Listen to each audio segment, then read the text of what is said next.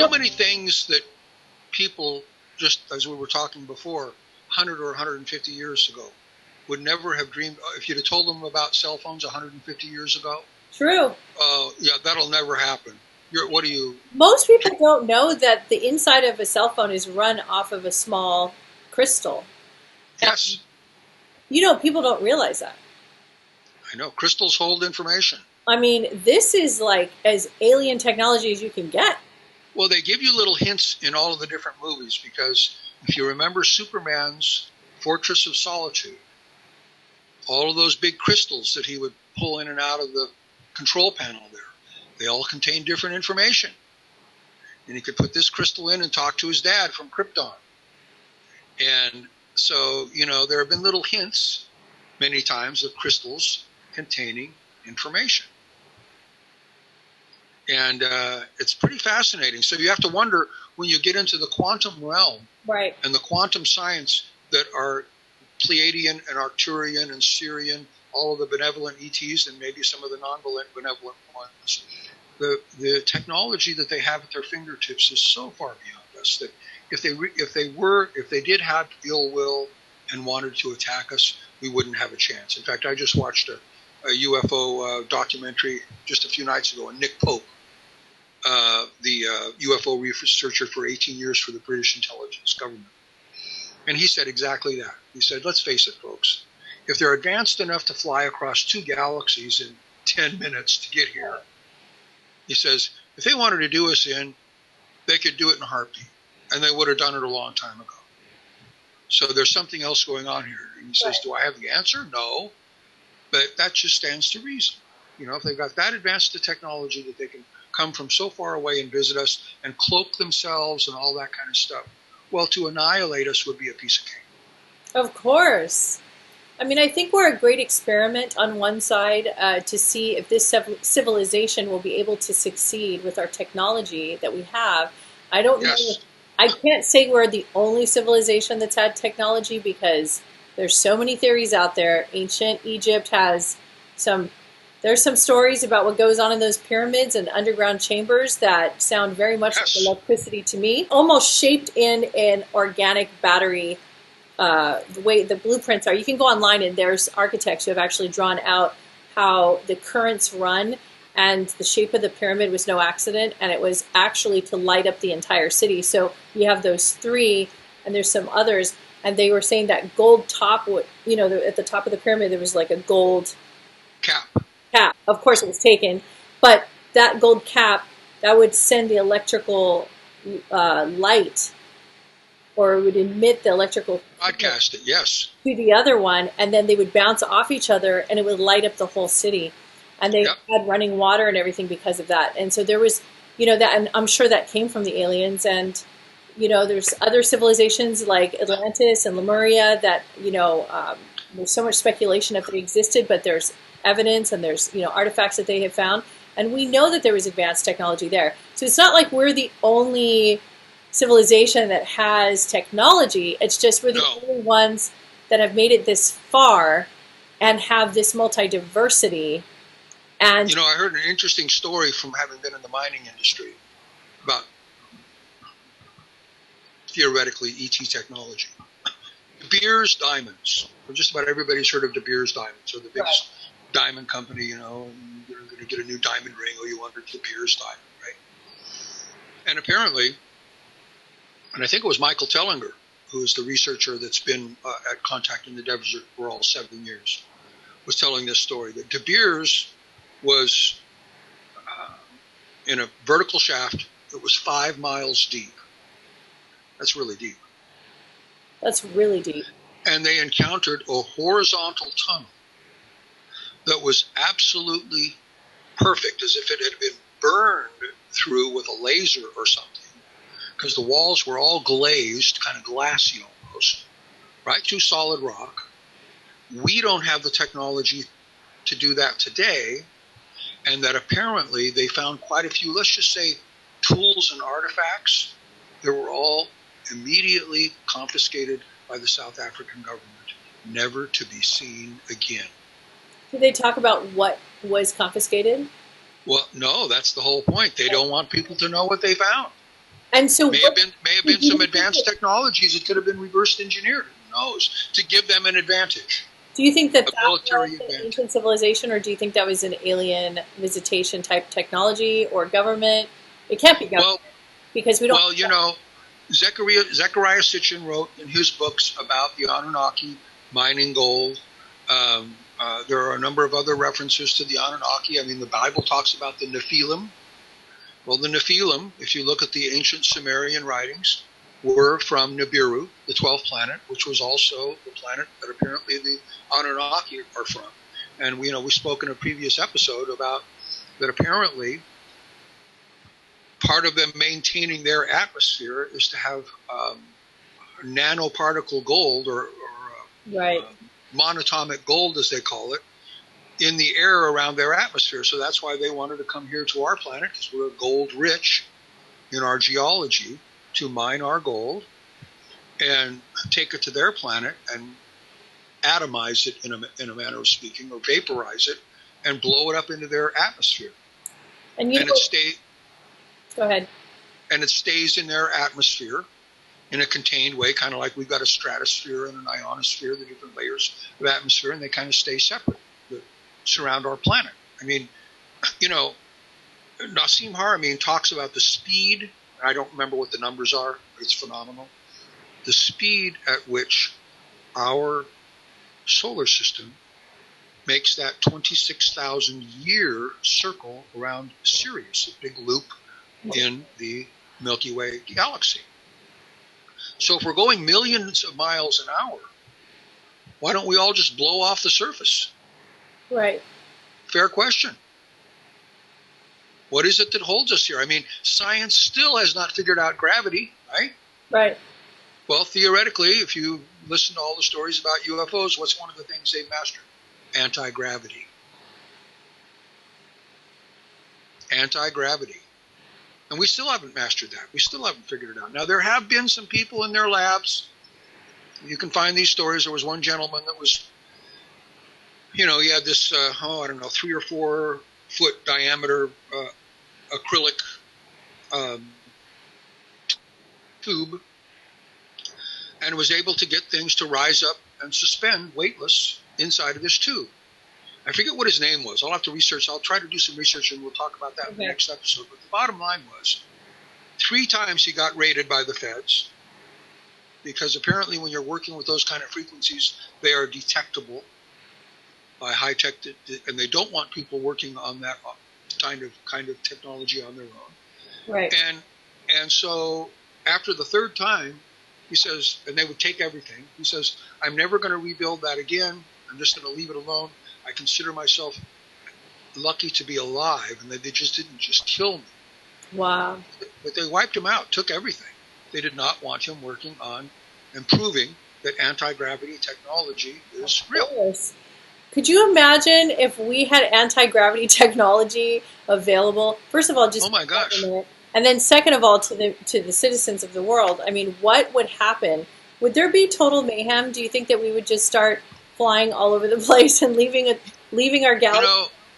Nikola Tesla had one of the most interesting postulations that he told about when it came to anti-gravity. And he says, what I picture is that all of the cities would be floating, maybe, I don't know, a few thousand feet above the surface of the Earth, to leave the surface pristine. No more concrete, no more roads, no nothing. And you could just beam down to the surface and enjoy the forest or the beach or the desert or whatever terrain you wanted, and it would be undisturbed. There's been a lot of movies that have that concept. Like Avatar had that concept too. Of exactly. Islands. And actually, when you think about it, what a wonderful concept. Yeah, it is a wonderful concept. To be able to leave the planet to be pristine, because, I know we posted on your Starseed Facebook page a while back the channelings of the Pleiadians, specifically by Barbara Marciniak. Right. And they refer to our planet as the living library. In our last episode, you had mentioned listening to the last presentation that David Wilcock did recently. And I found it interesting that what he brought up when we were talking about holograms, and he was bringing up the fact that, you know, in fact, he makes reference to President Reagan, you know, had said in some public forum at one time, well, the one thing that would probably bring the planet, everybody on the planet together would be, you know, a common enemy from another galaxy trying to subdue our entire planet. And we got to work together. But what David was saying, and which is true, I believe, that could also be faked with holograms, because there's some pretty advanced hologram technology on our planet now. And I know one of the interesting theories I heard about that was that it would be possible, apparently, to project a giant face, and depending on the religion that was dominant in a particular country. Right. So Jesus' face is up in the sky and talking to everybody, and Allah's face is up in the sky and talking to everybody and telling everybody what to do. They're all giving the same story to control the planet. Right. So there's an example of quantum technology, probably reverse engineered from Roswell, that could be used in the wrong hands, you know, to do bad things. But thank goodness we have loving, benevolent ETs, right, like the Pleiadians and the Arcturians, that are looking after us and, you know, leaving little messages like we were talking about. When you mention only 2 or 3, there's so many planets. Oh, I know. That post you did on the Starseed Facebook a couple of weeks back of all of the different beings and their names and where they're from and what they look like and everything. That was sensational. And a lot of that artwork was channeled from trance channels who are actual artists who was getting messages from them, and then they would draw what they saw. That was the most sensational collection I've ever seen. I think so. And I want to compliment you on that, Oriah, because and anybody that missed that, it's worth scrolling backwards on Oriah's Starseed Facebook. You go to find that. Go to topics and you click on, you go to photos and you click on album, and then it says. Oh, okay. There you go. Starseed, yes. Or Starseed Alien album or something like that. It's excellent. If you're a member of the Starseed Facebook page and you haven't seen that, it's well worth going backwards and researching, because reviewing that will make a lot of what Oriah and I talk about to make sense to you. Because as we mentioned at the beginning of some previous episodes, we tend, because we've been around this stuff for so long, we tend to talk about things very matter-of-factly. Right. When to some people, you know, we know that some of you are newbies on this broadcast, and we're so happy to have you here. And remember, there's a reason that you're here. Even if you're completely new to this, there's a reason energetically that you were drawn here. That's right. That you were drawn to this information, because your soul. No, I keep interrupting you, Dennis. I'm so sorry. No, that's okay. Hey, we're just having fun here.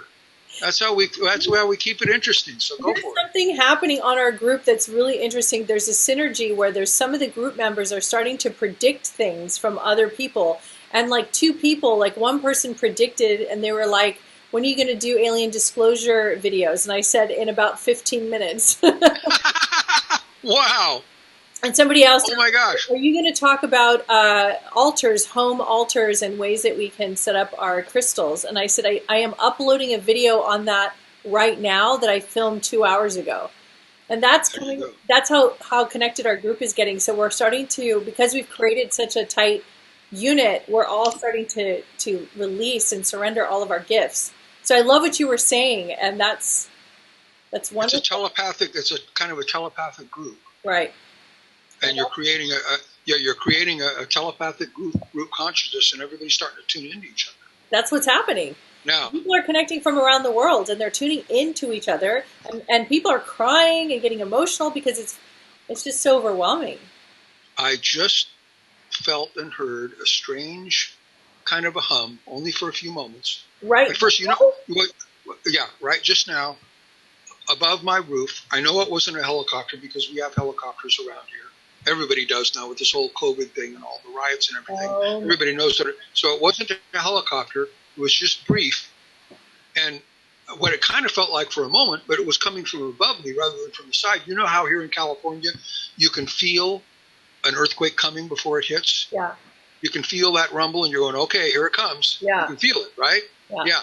Well, it was kind of like people can feel it was kind of like that. Well, kind of like what Riz, woke him right up. He sat right up because That's what you felt right now? Yes. It was like a vibration?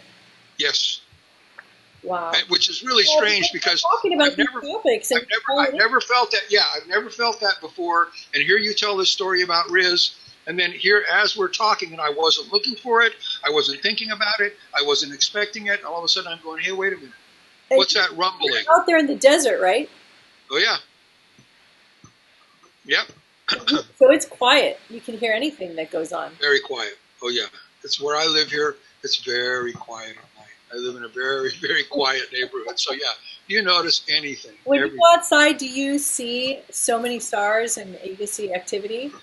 Yeah, it's nice. They've minimized like street lights and all that kind of stuff in this desert here for years. And there's a lot of areas that do that.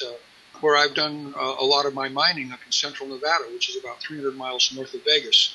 There's a little town called Tonopah, which is just north of Goldfield, real famous for gold mines. And Tonopah is known nationwide as one of the best places to look at stars. So I've been in the mountains after dark, about 75 miles out of Tonopah, up in the mountains, just on the east edge of the northern part of Death Valley, but on the Nevada side. And up there, it's so freaking dark at night that if there's no moon, the stars are thick all the way down to the horizon. Wow. Normally when you go outside, on the horizon, it's just kind of dark. You don't see that many. As you get up higher and higher, maybe up to 15, 20 degrees, then the stars start to get thicker. That's what we're all used to seeing, especially if you're in a neighborhood that's pretty well lit, or like if you're in Vegas, my gosh, with all those lights, you don't see many. If you're walking down the strip at night in Las Vegas, you don't see many stars. I definitely want to experience that, what you just said. I want to go into, I've always wanted that experience where I felt consumed by. Oh, it's amazing. It's almost like you're on another planet because the stars are thick all the way down to the horizon. You're looking all around and you're going, oh my gosh, the stars are just. So that's how the native people felt when they were living here before light. Exactly, yeah, before artificial light. You felt very connected to your starseed lineage. You felt very connected to the other realms because you were able to be so. Could you imagine you live out there?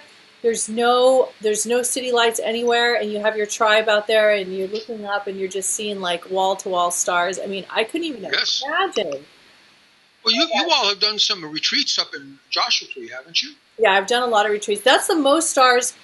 I think that's the most stars I've ever seen. That's a great place for stargazing. So, yeah, you got to taste up in Joshua Tree. It's For those of you that aren't familiar with the geography here in Southern California, Joshua Tree is considered to be the high desert,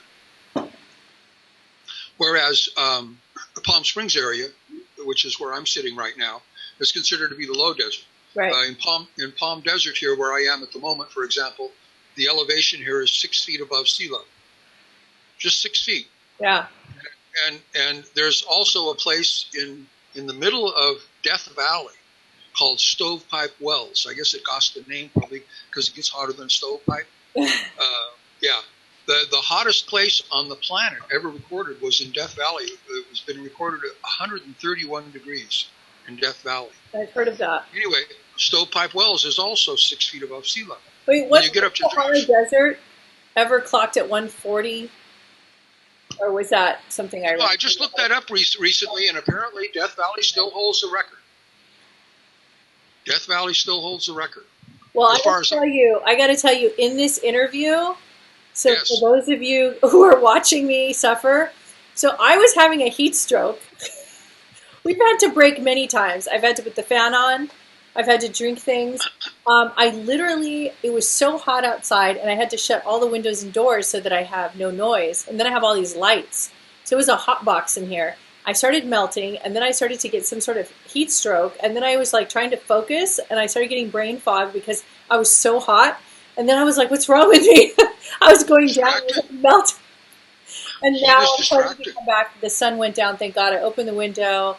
I had the fan on for a while. I've cooled off, so I'm coming back to life now. Getting that fresh air through, yes. Whew. But yeah, out here in this, in Europe right now, it's still cold. It's still chilly, Yes. Oh, yeah. and we're over here like starting summer. I noticed this morning that there's still just a little bit of snow on the top of San Gorgonio. That is incredible. That's like And again, 10,000 feet, right? well, the two peaks that separate the desert from the LA area Right. are San Jacinto and San Gorgonio. San Jacinto is 10,700 feet tall, and San Gorgonio is 11,300 feet tall. And there's still just a little bit of snow up there in freaking June. It was 110 here today, and I'm looking up and seeing snow up on San Gorgonio. And it's like, oh my God, not very often you see snow up there. Obviously, you know my son Robbie. Yes. And he's climbed every single one of our mountain ranges in Southern California at like 10 and 13. Wow. So then he went to Mexico and he climbed that 18,000 feet? It's one of the tallest mountains in Mexico. I don't know the name. In the Andes? I don't know. I have to look it up. Probably be in the Andes Mountains. The tallest mountains, yeah. And of course, I didn't like that at all because I don't know any mother that feels. Well, yeah. Am I going to see my son again? That's how I feel when he goes climbing. Yeah. And but yeah, that's interesting. So this whole gold thing, the story of gold on this planet is so vast, and I've heard different stories, and the stories that are out right now that I'm not going to go into are the ones that like have the hidden treasures in Asia, that it's the gold standard, and yes, there's so much involved with the government and Michael Tellinger talks a lot about that from contacting theirs. He's from South Africa, and I just recently posted on the Starseed Facebook page. For those of you that may have missed it, that's worth going and taking a look at. It's an interview with Michael Tellinger, and he talks about the Anunnaki and the fact that they were here looking for gold and found it and mined it for many, many years. Right. He tells a story about how they originally built clones, the Anunnaki, to mine the gold in South Africa. Right. But they were very difficult to build. They had limited lifetimes, and they were very expensive and difficult to reproduce. So the story goes, it was the Anunnaki who created Adam and Eve and gave us starseed genetics so that we could reproduce ourselves, so they didn't have to keep making clones. Now they had self-reproducing gold miners. Yeah, I mean, and that's all that the humans were used for 200,000 or 300,000 years ago, was to mine gold for the Anunnaki. I've heard this story so many times. Yeah. I mean, it's one thing to mine gold if you're going to make a fortune and, and of course, that's the one have a good life, but they didn't get to keep any of the gold they were mining. That's the they were workers. That's the one thing that we're interested in still to this day, with the gold standard and the dollar and the pounds and everything. Everything's backed by gold. Why is it not backed by silver or backed by? Well, it is, but like, you know what I mean? Like, why can't gold is the standard? Yes. Right. Yep. Yeah, and it starts from there. That's because that's what the value is on. Like, we could have put value on anything, but it happened to be. Sure. Well, it's one of the most By the way, beautiful. You can't really use gold for much, right? I mean, it's a useless type of metal. Well, actually, they're for one thing, it's one of the most beautiful metals. It is. I mean, what is Tutankhamun's face made out of? Tutankhamun's entire world was covered in gold. When I was in the Carbon Museum, I couldn't even believe it. And it's gorgeous, isn't it? It's beautiful. Stunning. Yeah. There's no other substance on our planet anyway that's as, in many ways, it's as beautiful as gold, and that has lasted through the centuries, thousands of years. It's always been gold. Always holds that beautiful. And now, I know that a lot of it represents the sun too. Yes, and a lot of the circuitry apparently, gold is the best conductor, better even than silver. Yes. And so could they use gold on the circuit boards and all of our cell phones and computers and everything? Yes, but they're already expensive. Your $1,000, your $1,000 computer, all of a sudden. $10,000 cell phone. Yeah, And so that's what, but so it has industrial applications, but because of the value, it's not so practical to use it for so many things like that. Right. But it is interesting how gold has always been in my dear friend Paul, who mentored me into the mining industry back about 15 years ago. He always said, he says, remember one thing, Dennis, he says, if you read the Bible, he says, the first thing in the Bible mentioned of value is gold, and the last thing. And I thought, well, isn't that interesting? Isn't that interesting? Yeah, even in a so-called spiritual writing holy book that's respected and loved by many. Yeah. And I think, in that realm, there are strains of truth in all spiritual writings, So what Dennis and I are doing is we're kind of throwing, in no particular order, all these stories in the pot, and we're just going through them. And we're just talking about all the different ways that we have understood aliens, their technology, future starseed aliens, and how they have interacted with us. And it's such a vast topic. You literally cannot even cover it in 2 hours. I mean, that we have conventions, right, with like hundreds of guest panels that talk about this for hundreds of hours. So we're just skimming over things, and we can continue this conversation in the next episodes. Oh, we will definitely. Because we will definitely going and going and going. Be about Michael Tellinger. Okay, go ahead. Yeah. How do you pronounce his name? Tellinger. It's T as in Tom, Ellinger. And he has lots of videos on YouTube. In fact, many of his lectures from Contact in the Desert are on YouTube now. So you can put previous years. And the one that I just posted on the Starseed Facebook page was from 2017, okay? And he shares a lot of information in there. One of his updated postulations for all the stone circles that he's found all over South Africa, he says, now I'm beginning to think maybe they were energy generators. And the analogy that he gave was that, he says, if you look at how cymatics works, where they use sound to create patterns, and you can do it with a big flat plate like they do with the frequency generator, and you can sprinkle salt or sand or rice or whatever you want, and the same frequency will always produce the same pattern. So he says, I think that maybe these stone circles that we found, millions of them in South Africa, that perhaps they had energy detection equipment that was able to identify a specific pattern on the surface of the earth in all these different places. So they would build a stone. They're not always circular, but that's what he calls them, stone circulars. They're irregular shapes sometimes, like an egg shape, maybe with some jagged edges. Sometimes they're round. But he says, I think that maybe, and he says, and this is just the theory, but that they duplicated the pattern that they saw energetically with stones in order to amplify the energy. So he says, perhaps those were for energy generation. I am not surprised. I think that there was energy in places that we never thought there was energy. Exactly. The way that they were actually utilizing it and the mechanics behind it was very different than how we do it today. So we're still uncovering that. So this is one piece of evidence here.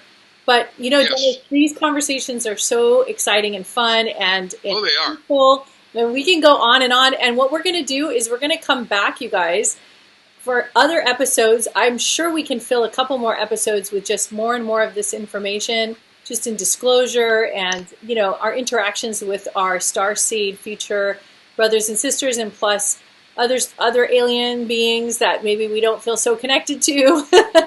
But yes. So and what we're hoping too, folks, is that we'll inspire you to do your own research. Some of the topics that we covered tonight probably, for yourself personally, for whatever reason, resonated for you. Well, then, if it did, I highly recommend, go and do your own research, and believe me, definitely. The more that you learn, the more you realize how little you know. That's how it is for me all the time, and I just get hungry for more and more information, and so I continue to research, and it's never ending, and it's fun. It's never ending. It's fun. Yeah.